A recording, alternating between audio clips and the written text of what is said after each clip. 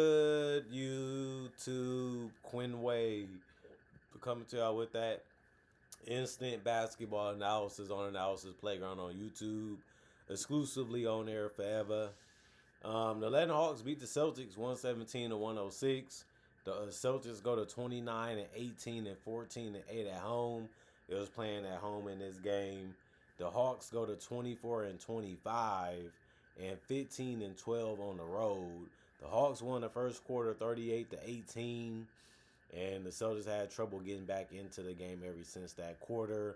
They did win the second quarter 28 to 22, in the third quarter 30 to 27, but the fourth quarter they couldn't make a comeback and it ended up being 30 to 30. And since that happened, the Celtics ended up losing. Every starter for the Atlanta Hawks ended up scoring in double figures in points. Corey Kispers got 20 minutes. He ended up having 13 points, 5 of 9 from the field, 3 of 5 from 3. Of course, you know he's going to try to hit as many threes as he can, so you have to pay attention to him. You have to watch him, and you have to close out real good against him.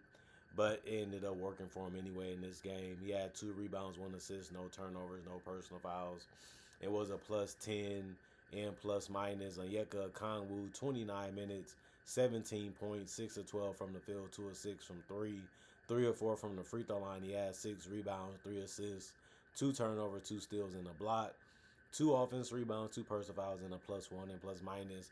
He was just scoring in a lot of ways, whether that was in the post, layup, three.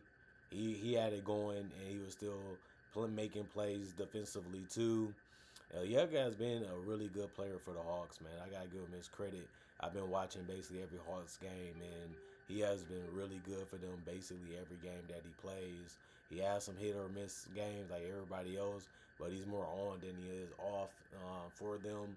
Jalen Johnson, he had a double double, 19 points, 14 boards, and 33 minutes. He went and shot 6 of 16 from the field, and 3 of 5 from 3, and 4 of 6 from the free throw line. He took the most shots on the team tonight, and you would think that he'd be more efficient because he is so big and he do has good touch, especially because he made a lot of threes. But he's still working on that in between game and how to knock down those shots more consistently. And once he become more efficient at it, he's going to be one of the tougher covers in the NBA because he already basically is. Just so fast, good patience, good feet work, good body when it comes to being able to score over smaller guards and smaller players. He's just a real well-rounded guy. 7 assists, 3 turnovers, 2 offensive rebounds. He did almost foul out because he had 5 personal fouls in this one, and he was a plus 23 and plus minus. Nickel hit a left-handed shot that was at the buzzer. He was hitting threes. He was driving. Not much you can do to slow him down. He's just that good at understanding how to score the basketball in basically any situation that presents itself. He played 31 minutes, had 21 points. That ended up being the most on the team. He went 7 of 15 from the field and 5 of 12 from 3 and 2 of 2 from the free throw line to get it. He did have 1 rebound, 3 assists, 2 turnovers, 3 steals, and he also had 2 personal fouls and a plus 15 and plus minus. He came off the bench. He played that role well. Now he became a starter, and he's showing you that he is an all-star caliber player probably in the future if he can get off to a great start in the season and keep it going and build upon what he did this year into next year. He can be one of the better guards in the league. I'm just giving him his credit for based off what I've been seeing him do this year. Dyson Daniels, 35 minutes, 15 points, 7 of 11 from the field, 1 of 1 from 3, 6 rebounds, 9 assists. The 9 assists ended up being the most on the team. He can do that.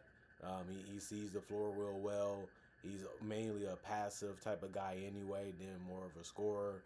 He did get to the basket real well in this game, but he also had 5 steals, and that helped him, and his teammates get easy baskets.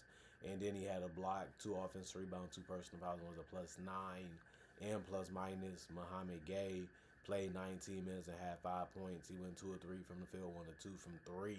All good, easy looks for him.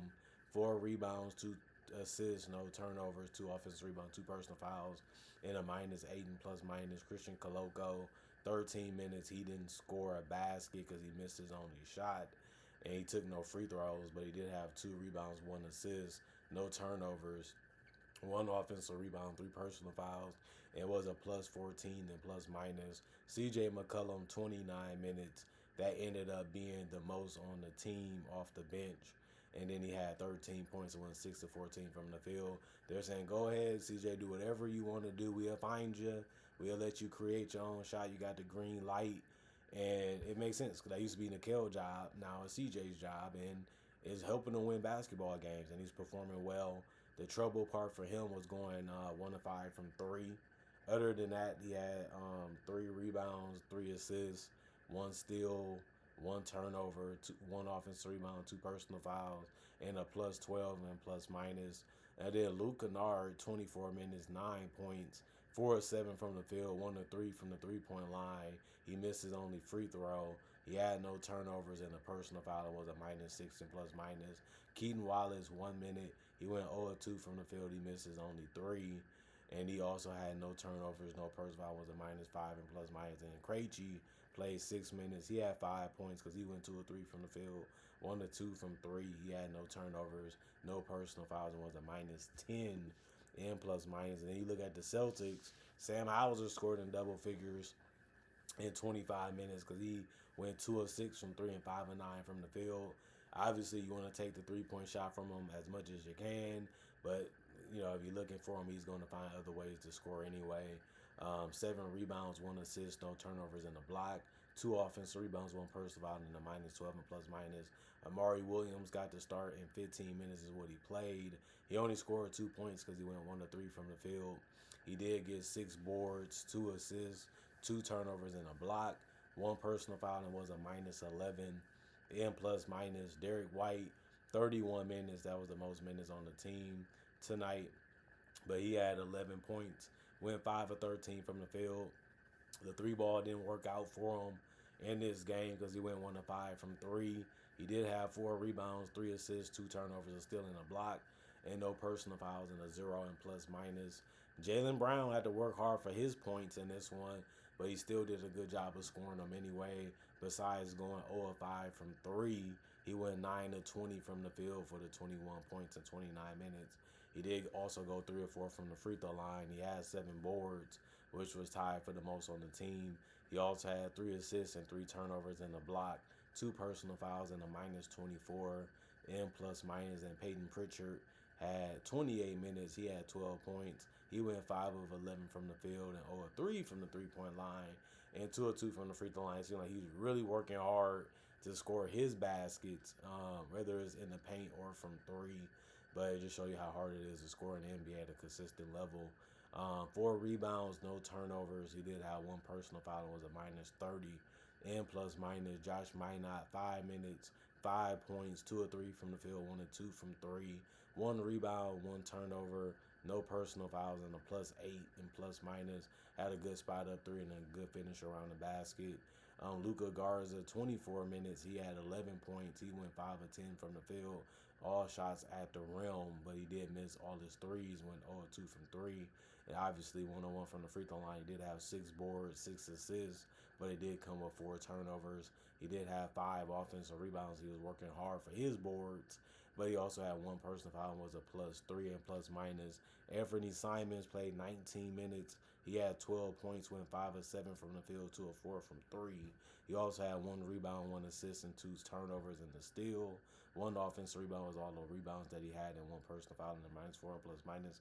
He scored the most points off the bench, so you had to be happy with that, and especially because he did it efficiently, and he did it in the Florida offense. So all those are positive things from Anthony, and he's been one of our most consistent contributors. Whether he starts, come off the bench, or whatever they have him doing, he's a bucket.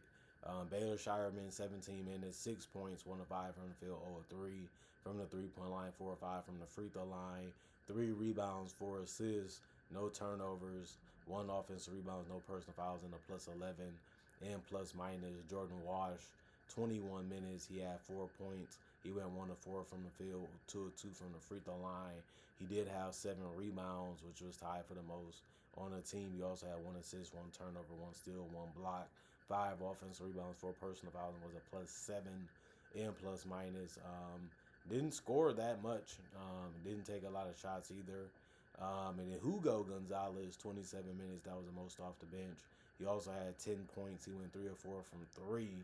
He's a good 3-point shooter this entire season. So if you leave him open, he's taking it, and he knocked them all down besides one tonight.